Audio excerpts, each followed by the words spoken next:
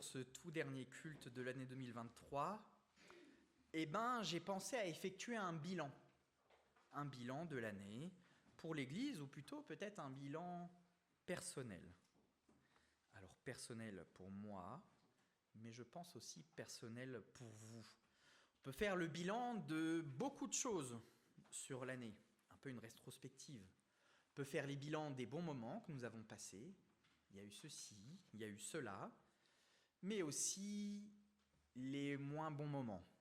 On a vécu telle difficulté, on a souffert pour tel sujet, et peut-être la lumière a été entrevue, mais voici comment nous nous en sommes sortis. Une forme, quelque part, de bénédiction. Mais j'ai décidé de centrer un peu plus le sujet, parce que le thème est tellement vaste qu'il fallait l'orienter, faire un bilan sur la question de nos relations. Alors, en premier lieu, on peut penser à nos relations familiales.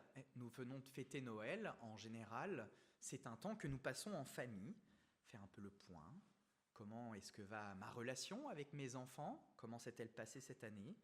Ou avec mes parents? Ou peut-être de manière un peu plus large, les grands-parents, les petits-enfants, les cousins, ou je ne sais quoi d'autre. Un peu plus éloignés, les collègues de travail, comment s'est passée ma relation avec eux, mes voisins, ou en dernier point, mes connaissances, les personnes que j'ai appris à connaître. Alors pour la famille, on peut faire le bilan. Tiens, est-ce qu'il y a eu des naissances cette année? Peut-être y a-t-il eu quelqu'un qui nous a quittés? Ou encore, peut-être avons-nous retrouvé quelqu'un qu'on n'avait pas revu depuis longtemps. Et là, je pense surtout à celles et ceux qui parmi nous ont leur famille dans un autre pays et qu'ils ne voient pas régulièrement. Mais je ne vais pas vous parler de la famille ce matin. Je vais vous parler de l'amitié. Les vrais amis, en général, on n'en a pas beaucoup. Ce n'est pas les amis Facebook. Les vrais amis, on peut les compter sur les doigts d'une main. Déjà, si on en a 5, c'est déjà pas mal. Les vrais amis sont rares. Ce sont des relations qu'on tisse avec le temps et qui se fondent sur la confiance. Peut-être avons-nous scellé en 2023 de nouvelles amitiés, ou peut-être en avons-nous perdu, car ça arrive aussi. Tu peux lancer la musique. Non, tu n'as pas besoin de mettre la vidéo.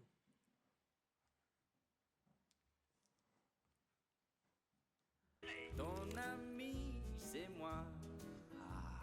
Je suis ton ami. Allez, il est temps de ramener le troupeau. Quand tout s'embrouille, en vadrouille, loin, très loin de ton lit douillet. Bien joué, copain. Rappelle-toi ce que ton vieux pote disait. Oui, je suis ton ami. Je suis ton ami. Vous connaissez sûrement cette chanson, du moins si vous avez des enfants ou que vous en êtes un. Vous avez sûrement vu la série de films Toy Story. D'où est issue cette chanson? Je suis ton ami. Maintenant que vous l'avez bien en tête, je vais vous parler d'une amitié toute particulière, une amitié que l'on ne peut pas perdre. L'amitié avec Jésus-Christ. Et ce sera le tout dernier thème de 2023. Alors je nous propose ce matin de voir ensemble 2 éléments de cette amitié avec le Christ. Tout d'abord, le premier élément, la nature de cette amitié. Parce qu'une amitié, on peut la concevoir de plein de manières différentes. Comment concevoir l'amitié avec Jésus-Christ? Et enfin, le deuxième élément, comment l'entretenir? Une amitié, ça demande de s'investir, ça demande de l'entretenir. Comment entretient-on celle avec le Christ? Alors, sans plus attendre, je vous propose d'ouvrir vos Bibles dans l'évangile de Jean, au chapitre 15. Le chapitre 15 de Jean est un texte relativement connu qui nous parle de la vigne et des sarments, le fameux cep de la vigne, vous connaissez ce texte, mais ce n'est pas celui-là qu'on va lire ce matin. En fait, on va lire la suite. Jean 15, et je vais lire à partir du verset 9 et je vais lire jusqu'au verset 11. Comme le Père, c'est Jésus qui parle, m'a toujours aimé, moi aussi je vous ai aimé. Maintenez-vous donc dans mon amour. Si vous obéissez à mes commandements, vous demeurerez dans mon amour, tout comme moi-même, j'ai obéi aux commandements de mon Père et je demeure dans son amour. Tout cela, je vous le dis pour que la joie qui est la mienne vous remplisse vous aussi, et qu'ainsi votre joie soit complète. Et qu'ainsi votre joie soit complète. Ah, voilà qui fait envie. Comment concevoir la relation entre une créature et son créateur ? Alors, la grande majorité des religions proposent une relation empreinte de révérence, relation empreinte de respect et de solennité. Ça, on est à peu près tous d'accord sur le sujet. Mais la grande différence se situe sur le plan de la proximité. Comment est-ce que je suis proche de mon Dieu ? Pour nous, chrétiens, Dieu n'est pas trop loin. Il n'est pas inaccessible, comme un Dieu qui ne s'occupe pas de ses créatures. C'est courant dans de nombreuses religions. Dieu existe, mais il ne s'occupe pas de nous. Il y a même une célèbre phrase, je la connais en anglais, « God is in heaven all right with the world ». Dieu est dans son ciel, tout va bien avec nous. C'est un peu chacun à sa place. Dieu là-bas, nous ici, et j'oserais ajouter, et les poules seront bien gardées. Non, pour nous chrétiens, Dieu n'est pas trop loin. Il n'est pas inaccessible. Il n'est pas un Dieu qui ne s'occupe pas de ses créatures et de sa création. Il est un Dieu personnel. Un Dieu qui recherche une relation avec nous. Et si vous êtes attentif au tout début, à la création, tout début des textes de la Genèse, c'est le but même pour lequel le Seigneur nous a créés. Être en relation avec lui et être en relation avec les hommes. Et oui, si vous privez quelqu'un de son relationnel, il devient fou. Si vous mettez quelqu'un, si vous l'enfermez pour qu'il ne puisse plus parler avec les gens, il y avait une étude qui avait été faite sur des prisonniers où on se rendait compte que quand ils étaient à l'isolement, au bout d'un moment, ils se mettaient à parler à leurs portes, à leurs murs, parce qu'ils n'en peuvent plus, ils ont besoin d'avoir une relation. Nous sommes créés comme ça. Nous sommes des êtres de relation. Premièrement, pour être en relation avec Dieu, et deuxièmement, pour être en relation avec les hommes. Et tiens, peut-être que vous faites déjà le lien avec les 2 commandements les plus importants du Seigneur. Tu aimeras le Seigneur de tout ton cœur, de toute ton âme, la relation avec lui, et tu aimeras ton prochain comme toi-même, la relation avec les autres. Les 10 commandements sont construits comme ça. Les 4 premières concernent la relation avec Dieu, les 6 autres concernent la relation avec les hommes. Dieu est un Dieu personnel qui recherche une relation avec nous. Le texte que nous venons de lire nous donne la manière dont nous devons concevoir cette relation. Premier élément, Jésus t'aime comme le Père aime le Fils. Et Jésus t'aime de la même manière que le Père aime le Fils. Cet amour de Christ pour nous est donc un amour très, très fort. Identique en qualité et en intensité de la relation qu'il a avec le Père. Et c'est probablement une des notions les plus complexes de l'Écriture, l'amour que le Christ a pour nous. Pourquoi complexe ? Tout simplement parce qu'elle dépasse les limites de l'amour humain. Elle est plus grande que celui que vous avez pour votre épouse ou pour votre mari. Cet amour est plus grand même que celui que vous portez à vos enfants, la prunelle de vos yeux, dit-on. Et vous savez quoi ? Vous en êtes l'objet. Tu es l'objet de cet amour. Dieu t'aime. Alors on me dit parfois, Jésus m'aime, mais comment j'ai la preuve de cet amour ? Comment je le sens ? La réponse n'est pas si compliquée, son sacrifice à la croix. Et c'est ce qu'avait bien compris d'ailleurs l'apôtre Paul quand il écrit en Romains 5, versets 6 à 8. En effet, au moment fixé par Dieu, alors que nous étions encore sans force, Christ est mort pour des pécheurs. À peine accepterait-on de mourir pour un juste ? Peut-être quelqu'un irait-il jusqu'à mourir pour le bien. Mais voici comment Dieu nous montre l'amour qu'il a pour nous.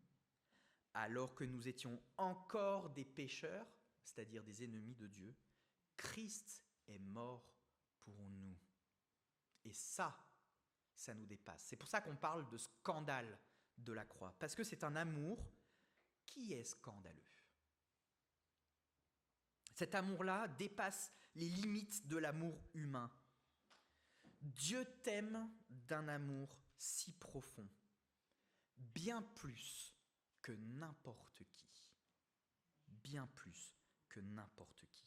Mieux comprendre cet amour nous permet de mieux nous maintenir en lui. Plus on comprend cet amour, et plus on connaît la nature de cette relation, et plus cette relation est profonde. En approfondissant cette relation, nous ressentons le privilège que nous avons avec le Fils de Dieu. Deuxième élément de cet amour, l'amour du Fils, cette fois-ci inverse pour le Père. On vient de voir l'amour du Père pour le Fils, mais là, l'amour du Fils pour le Père est pour nous un modèle. Un modèle. Comment se maintenir dans l'amour de Christ ? Tout simplement, la réponse nous est donnée en aimant comme lui aime. La proximité du Fils avec le Père est présentée à de nombreuses reprises dans l'Évangile. Alors, je ne vais pas rentrer ici dans le débat très théologique de la relation entre les personnes de la Trinité. On commencerait à rentrer dans des gros mots théologiques et plus personne n'y comprendrait rien. Je vous épargne ça. Je vais être dans quelque chose de beaucoup plus basique. Est-ce que vous avez déjà été un peu attentif à la manière dont le Christ, dans son ministère terrestre, est capable d'arrêter tout ce qu'il est en train de faire pour aller passer du temps dans la prière. Souvent d'ailleurs sans ses disciples. On a lu un de ces textes la semaine dernière à la réunion de prière, quand on voit que après la multiplication des pains et des poissons pour nourrir les foules, le Seigneur dit « Bon, maintenant le temps presse, je dois passer du temps avec le Père » et il s'éclipse. Et 2 versets plus loin, donc on ne nous est pas raconté ce qu'a fait le Seigneur, parce que ce n'est pas décrit, les apôtres n'étaient pas là pour le rappeler, mais il nous est dit qu'à la fin de la nuit, le Seigneur est revenu. Autrement dit, le Seigneur a passé toute la nuit dans une relation de proximité avec le Père, dans la prière. Ça, c'est un exemple. Mais il y a plein d'autres moments où le Seigneur Jésus fait ça. Et je crois que ça doit nous interpeller quant à la relation que le Christ a avec le Père et quant au modèle que cela nous donne. Vous commencez à me sentir venir. Je garde ça pour le point d'après. Le temps qu'il passait dans la prière est très évocateur pour nous. Mais ce qui est encore plus souligné, notamment dans le texte là de ce matin, c'est l'obéissance. L'obéissance au commandement. L'obéissance parfaite, entière et totale au Père. Le Fils n'a à aucun moment désobéi à un seul commandement, même le plus petit. Et c'est comme ça, nous dit le texte, que Jésus a aimé le Père, en obéissant, en étant dans le respect, en écoutant, dans la soumission aussi. Il y a des prières notamment qui montrent que le Seigneur voulait parfois certaines choses, mais qu'il disait que ta volonté soit faite. Ce qui est encore plus intéressant, c'est que Jésus lie cette obéissance à quelque chose qui nous intéresse tous, la joie. La joie. C'est en obéissant à Dieu que notre joie est accomplie, nous dit-il. Et ça peut servir de moteur pour l'obéissance. La joie. Le monde peut apporter bien des plaisirs éphémères. Le péché peut procurer une jouissance, mais elle est bien souvent de courte durée et laisse surtout place à un goût amer. Mais la joie liée à l'obéissance, elle perdure. Elle est éternelle. L'obéissance peut avoir pour moteur plusieurs sujets. On peut obéir par la contrainte. Là, on peut penser au travail. On fait parce qu'on nous a demandé de faire et parce que je suis payé pour ça et donc je fais. Ou encore à l'école. Ou encore la punition. Si je ne fais pas, je vais être puni. Ou encore la crainte de celui qui m'a demandé. J'ai peur donc je fais. Voire, pour certains, la discipline. On peut penser à l'armée. Il faut obéir, parce que c'est la discipline, c'est le code, c'est comme ça qu'on procède. Mais ici, le Christ nous parle de l'obéissance à cause de l'amour. Parce que tu aimes, tu obéis. Et ça change tout. La motivation n'est pas la même. C'est parce que tu aimes que tu fais. Le moteur, c'est pas la crainte, c'est pas parce qu'on t'a forcé, c'est pas la contrainte, c'est pas la discipline, c'est l'amour. C'est parce que tu aimes, que tu prends plaisir à le faire. Donc si tu prends plaisir à le faire, ça te procure de la joie. Demeurer dans son amour, c'est garder ses commandements à l'image du Fils, le modèle. Jésus t'a montré son amour. Et il t'a montré aussi comment l'aimer. Nous avons donc toutes les clés pour notre relation privilégiée avec lui. Attention néanmoins, petit avertissement. L'amitié avec le Christ n'est pas une amitié par intérêt, une amitié pour recevoir. Mais cette amitié, elle est là parce que nous avons reçu. Vous saisissez ? Parfois, on peut avoir des relations par intérêt. Quelqu'un a de l'argent, je vais être ami avec lui, comme ça, avec de la chance. Il me fera des beaux cadeaux, ou je ne sais quoi d'autre. Ce n'est pas une amitié pour recevoir les bénédictions. Attention, ce n'est pas une amitié par intérêt. Mais c'est une amitié parce que nous avons déjà reçu. Donc en fait, c'est une amitié de conséquence. Conséquence de quoi ? Le pardon pour nos fautes. Ça, c'est déjà acquis.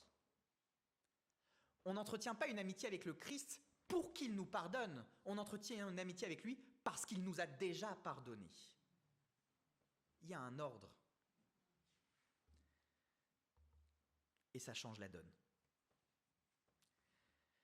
C'est là la grande différence d'avec toutes les autres grandes religions où l'on essaye d'amadouer, voire d'acheter la compassion de la divinité pour qu'au moment venu, elle fasse preuve de clémence. J'ai été tellement bien avec lui, j'ai tellement bien fait les choses que quand le moment difficile viendra, Dieu prendra soin de moi. C'est l'inverse que le Seigneur ici nous demande. Avec Christ, notre relation est animée par l'amour que Christ nous a manifesté premièrement. C'est lui qui nous a aimés en premier. Ce n'est pas nous qui l'avons aimé en premier. Et par l'amour que nous lui manifestons en retour par notre obéissance. C'est ça le vrai cadre de la relation avec Jésus-Christ. Maintenant que le cadre est établi, comment entretenir ce lien entre le Messie et ses rachetés ? Et c'est là mon deuxième point, entretenir cette amitié. Comme toute relation, celle avec Dieu demande de l'entretien. Et oui. Si, on a à peu près tous ici des amis, si vous ne parlez pas à votre ami pendant longtemps, si vous ne lui passez pas un coup de fil, si vous habitez loin, votre relation va peut-être finir par s'effacer petit à petit. Et souvent, l'événement le plus marquant de ça, c'est par exemple un déménagement. Quand on vit proche de son ami, on peut le voir régulièrement, par exemple à l'église. Mais si vous déménagez à l'autre bout du monde, au départ, on va avoir les coups de fil, puis avec le temps, on va s'appeler un peu moins, puis encore moins, puis après, on s'appellera peut-être une fois par an. On sera toujours content de se revoir, mais la proximité, ce ne sera plus la même. Elle se sera un peu effacée avec le temps. Comment entretenir cette relation ? Je vous propose de lire la suite. Jean 15, 12 à 17. Voici quel est mon commandement. Aimez-vous les uns les autres comme moi-même je vous ai aimé. Il n'y a pas de plus grand amour que de donner sa vie pour ses amis. Vous êtes mes amis. Si vous faites ce que je vous commande. Je ne vous appelle plus serviteur, parce qu'un serviteur n'est pas mis au courant des affaires de son maître. Je vous appelle mes amis, parce que je vous ai fait part de tout ce que j'ai appris de mon Père. Ce n'est pas vous qui m'avez choisi, non, c'est moi qui vous ai choisi. Je vous ai donné une mission d'aller, de porter du fruit qui soit durable. Alors le Père vous accordera tout ce que vous lui demanderez en mon nom. Voici donc ce que je vous commande. Aimez-vous les uns les autres. Comment donc entretenir cette relation ? L'amitié avec le Christ, j'ai essayé de mettre l'accent dessus dans la lecture, est soumise à condition. J'ai presque envie de dire, en réalité, comme toute amitié. Si vous faites ce que je vous commande. Il y a là une part de logique. Quand on établit une amitié avec quelqu'un, on pose un cadre. Je suis ami avec toi, on peut partager beaucoup de choses de notre vie, et d'ailleurs c'est là la grande différence entre le serviteur et l'ami. Le serviteur, il n'est pas au courant des affaires de son maître. À aucun moment le maître viendrait dire à son serviteur « En ce moment, je ne vais pas très bien, j'ai le cœur brisé, je souffre, etc. Est-ce qu'on peut en parler ?» Non, le maître, il ne fait pas ça avec son serviteur. L'ami, lui, le fait. L'ami écoute. L'ami, il prend le temps. L'ami, il aide, il apporte des conseils. Il aide à la réflexion. Et surtout, il fait confiance. Mais gardons-nous, avec tous les amis que nous avons, d'enfreindre cette confiance. Un ami, en général, on le connaît. On sait ce qu'il aime et on sait ce qu'il n'aime pas. Mais si on commence à faire ce qu'il n'aime pas, la relation, elle va commencer à s'effriter, s'abîmer, voire même, elle va se couper net. Tu m'as trahi, c'est terminé, je ne peux rien avoir à faire avec toi. Ça arrive, malheureusement. C'est pour ça que l'amitié avec le Christ est soumise à condition. Si vous faites ce que je vous commande. Et qu'est-ce que le Christ nous commande ? S'aimer les uns les autres comme Christ nous a aimés. Au regard de l'évaluation de l'amour de Christ pour nous, dont on a parlé juste avant, on ne peut que constater la hauteur de la marche. Ah, je dois aimer comme Christ a aimé ? C'est chaud. S'aimer quand on est d'accord entre frères et sœurs, à la limite, c'est facile. Mais s'aimer même lorsqu'on ne pense pas de la même manière, c'est déjà plus difficile. Quand les points de vue divergent, quand on peut se fâcher, les sujets épineux. Pourtant, le Christ s'est aussi offert par amour pour ton frère ou ta sœur avec qui tu t'entends moins. Et c'est là une bonne raison pour aimer aussi. Si le Christ aime celui avec qui tu as du mal, alors à plus forte raison, toi tu dois l'aimer aussi. Parce que quand on pêche premièrement contre Dieu avant de pécher dans nos relations. C'est une bonne raison pour aimer. Moi, c'est ce que je me dis quand j'ai du mal avec quelqu'un.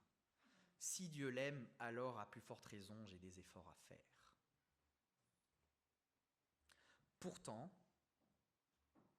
à l'origine, nous étions les ennemis de Christ. Pas intéressés par lui, etc. Je ne vais pas relire, vous lirez les 3 premiers chapitres de l'Épître aux Romains où l'apôtre Paul s'attaque à ça de manière frontale.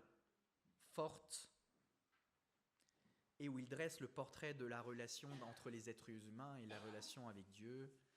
Et c'est vraiment pas un super tableau.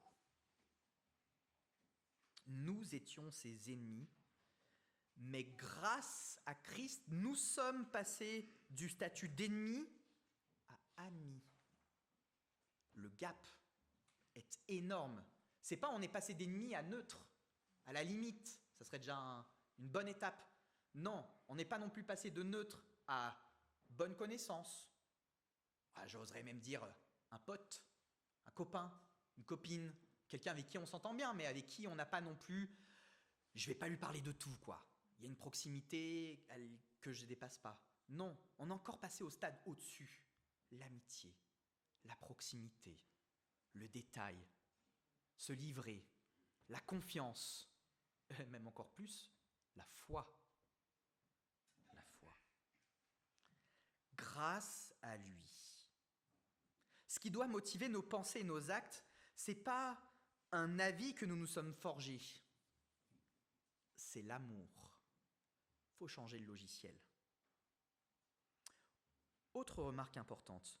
On ne devient pas l'ami de Jésus en s'aimant les autres comme il nous a aimés. L'amitié avec Jésus n'est pas une conséquence. Encore une fois, on l'est à cause de ce que Jésus a fait pour nous. J'y reviens. C'est pas parce que je vais être ami, je vais essayer de vraiment vous aimer comme le Christ vous a aimé que du coup je vais gagner l'amitié avec le Christ. Non. C'est parce que j'ai l'amitié avec le Christ que je vais chercher à mieux vous aimer. Encore une fois, c'est une conséquence. Mais si nous n'agissons plus comme il nous le demande, alors cette amitié, elle souffre. Vous qui avez des amis, vous savez sûrement ce qu'ils aiment et ce qu'ils n'aiment pas.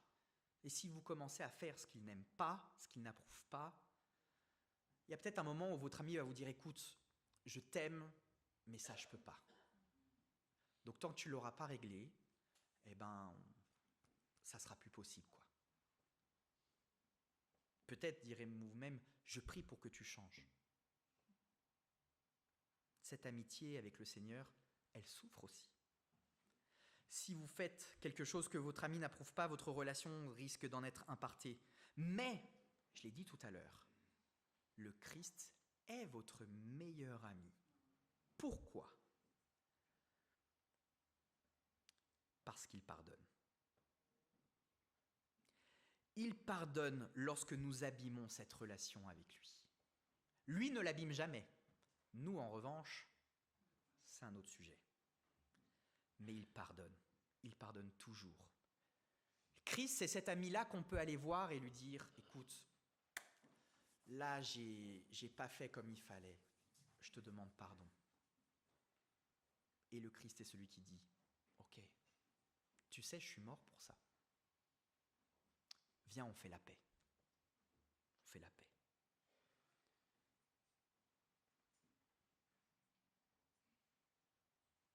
Christ est fidèle, mais il attend de nous que nous le soyons aussi. L'amour du Seigneur pour nous est tellement grand. Nous, il y a des choses à nos amis qu'on ne pardonnerait pas. Il y a des choses qu'on peut accepter, mais il y a des choses, on sait que si elles font ça, c'est terminé. Avec le Christ, la repentance est toujours possible. On peut toujours revenir à lui. Son amour est tellement grand. Entretenir cette relation, comme toute relation, elle demande du temps. Du temps. Pour vos meilleurs amis, peut-être que si vous ne leur parlez pas pendant longtemps, cette relation, elle va se mettre un peu en sommeil. Pour des amis un peu moins dans le top, peut-être que l'amitié, elle va se perdre. Et la vie est ainsi faite. Les amis, ça évolue. Certains qu'on gagne, d'autres qu'on perd de vue, d'autres qu'on perd tout court. Entretenir la relation avec notre meilleur ami Jésus-Christ demande du temps. Alors, quant au bilan de cette année 2023, peut-être devrions-nous poser cette question. Quel est le temps passé avec mon Seigneur et mon Sauveur ? est-ce que cette année, je suis content du temps que j'ai pris pour cette relation, pour l'entretenir? Est-ce que je l'ai bâclé? Est-ce qu'au contraire, j'ai pas du tout passé de temps avec lui? Et ça me fait mal de le dire. Qu'en est-il? En fait, cette prédication, elle m'est venue suite à l'écoute d'un témoignage d'un dessinateur chrétien un peu connu qui s'appelle Alain Auderset, peut-être certains le connaissent ici, où en fait il a écrit, je crois qu'il est au 4e ou 5e tome d'un bouquin où en fait il s'appelle ça des rendez-vous dans la forêt. Et en fait ce que fait Alain Auderset, c'est que tous les jours, il part se balader en forêt pour avoir un entretien avec son créateur. Et il expliquait que c'est la chose la plus importante pour lui, quoi. Ça veut dire qu'il peut avoir plein de choses à faire dans sa journée, des rendez-vous professionnels, des choses, etc. Mais ce rendez-vous-là dans la journée, il ne peut pas le manquer. C'est trop important pour lui. Et donc, il a son petit créneau dans la journée où il part, il va se balader dans la forêt, et puis il se promène et il parle à Dieu, de tout, de rien, comme un ami. C'est de la prière, mais c'est pas vraiment de la prière comme on entend parler, et qu'une introduction, une fin dans le nom de Jésus, etc. C'est plus, non, il va se balader et presque en le regardant, on pourrait penser à un fou, il parle tout seul. Mais en fait, il entretient la relation. Et ça m'a interpellé. Parce que on peut avoir souvent tendance à baigner dans la théologie, de vouloir être dans des prières bien construites, bien dites, d'étudier la Bible, etc. Et en fait, j'ai été frappé par la simplicité de cette relation. Ok, il part, et puis il va parler avec Dieu, de tout, de rien, de la vie de tous les jours, des difficultés qu'il rencontre, etc. Et ça lui fait un bien fou, et ça fait plusieurs années, je crois qu'il est au 5e tome, où il note ça dans ses bouquins, Rendez-vous dans la forêt. Il note tout ce qui lui passe par la tête, ce qu'il a dit, ses frustrations, ses colères, etc. Et puis il note aussi ce que Dieu lui dit, parce que quand on passe du temps avec Dieu, Dieu nous dit des choses, à condition qu'on sache écouter. Ça change tout. Il y a beaucoup de gens qui disent « je passe du temps avec Dieu, mais il ne me parle pas, il ne me répond pas ». Peut-être faut-il se poser la question de « est-ce que je sais écouter aussi ce qu'il me dit ?» On peut passer du temps avec Dieu, mais pour ne pas culpabiliser. Vite, mes 5 minutes quotidiennes, comme ça, c'est fait. Voilà. J'ai passé du temps avec Dieu et puis j'ai l'esprit un peu plus tranquille. Ah là, j'ai fait ma bonne action de la journée, entre guillemets. Mais c'est pas ça la relation que Dieu veut avec nous. Ça, c'est une relation par la contrainte. Parce qu'il y a une petite voix dans notre tête qui nous pose problème. Non, passer du temps. On ne parle pas de temps juste pour passer du temps. On parle de qualité de temps. Du temps de qualité. Parler comme on parle à un ami.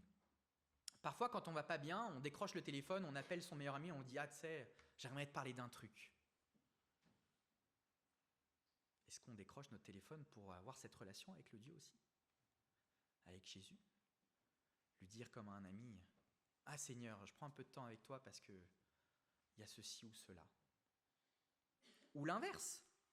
Cette semaine, un pasteur a fait un défi sur Facebook et je l'ai noté, je l'ai trouvé intéressant. Il a pris une journée où il s'était mis une alarme sur son téléphone toutes les 15 minutes. Toutes les 15 minutes, le téléphone sonnait. Et à chaque fois que l'alarme sonnait, il prenait un petit temps pour bénir Dieu pour quelque chose ou pour quelqu'un.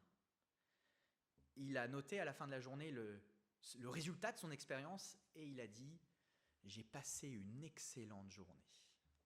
Ça m'a fait un bien fou. » Il a passé du temps avec Dieu et ça l'a fait réfléchir au sujet de bonté. Et en fait, il s'est rendu compte qu'il pouvait remplir toute la journée comme ça.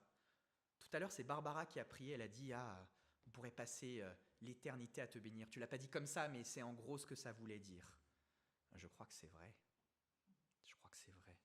Il y a plein de sujets pour lesquels on peut se réjouir. Comment est-ce qu'on passe notre temps avec Dieu?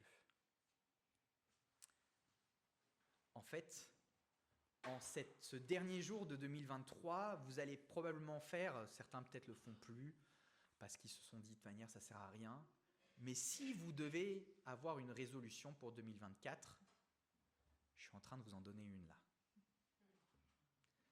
Passer du temps de qualité avec votre meilleur ami et de manière régulière. Entretenez cette relation.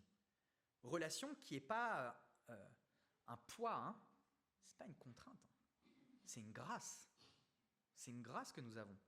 Avoir Dieu pour ami, qui peut se vanter de ça? Alors profitez-en. J'étais interpellé aussi par le fait que Alain Auderset, quand il partait en forêt, il dit qu'il prenait un raccourci. Ça m'a fait sourire. Il dit qu'il prend un raccourci qui lui rallonge le temps de 45 minutes. C'est pas ça un raccourci. Mais en fait, il expliquait que, ah mince, il avait dû passer encore plus de temps avec Dieu. Comme c'est terrible. En fait, il se rendait compte que cette perte de temps avec Dieu était en fait un gain de temps dans sa vie. Et c'est pour ça que c'est un raccourci. Gagner du temps avec Dieu, du temps de qualité. Car, je le rappelle, c'est là la source de la joie. Pour l'année qui s'offre à nous, que l'entretien de cette amitié avec notre Sauveur soit la plus grande de vos résolutions.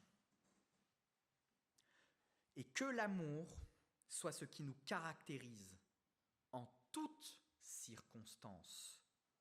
Car voici aussi ce qu'a dit le Seigneur, Jean 13, 35. À ceci, tous reconnaîtront que vous êtes mes disciples, à l'amour que vous aurez les uns pour les autres.